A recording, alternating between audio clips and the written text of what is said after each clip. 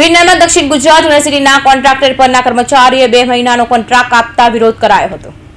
વિરનર્મદ દક્ષિણ ગુજરાત યુનિવર્સિટીના કોન્ટ્રાક્ટ પરના કર્મચારીઓએ વિરોધ કર્યો હતો। 11 માસના કરાર આધારિત કર્મચારીઓએ વિરોધ કર્યો હતો અને ત્રીજા મહિનાનો કોન્ટ્રાક્ટ પૂર્ણ થતા 11 માસની જગ્યા પર માત્ર 2 મહિનાનો કોન્ટ્રાક્ટ અપાતા કર્મચારીઓએ વિરોધ કર્યો હતો અને વાઇસ ચાન્સલરની ઓફિસ બહાર ક્લાર્ક, પ્યુન, સ્વીપર, માળી, હેલ્પર સહિતનાઓએ બેસી વિરોધ કરી કોન્ટ્રાક્ટ લોલીપોપ બરાબર હોવાનો આક્ષેપ કર્યો હતો। જ્યાં સુધી 11 મહિનાનો કરાર લેખિતમાં નહીં આપે ત્યાં સુધી વિરોધ કરાશે તેમ જણાવ્યું હતું।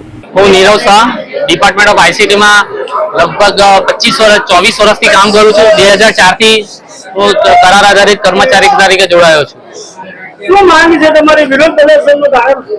અમે યુનિવર્સિટીમાં લગભગ ઘણા બધા કર્મચારીઓ એવા છે કે જે 15 થી 20 વર્ષથી વધારે સમયથી કરાર આધારિત કર્મચારી તરીકે કામ કરે છે અને 11 માસ કરાર આધારિત કર્મચારી તરીકે દર વર્ષે કરાર રિન્યુ કરવામાં આવે છે, પરંતુ આ વખતે ઇલેક્શન આચાર સંહિતાના કારણે 3 માસ માટે કરાર રિન્યુ કરવામાં આવ્યો અને હવે હમણાં કરાર પૂર્ણ થાય છે ત્યારે 2 માસ માટે કરાર રિન્યુ કરવામાં આવ્યો છે।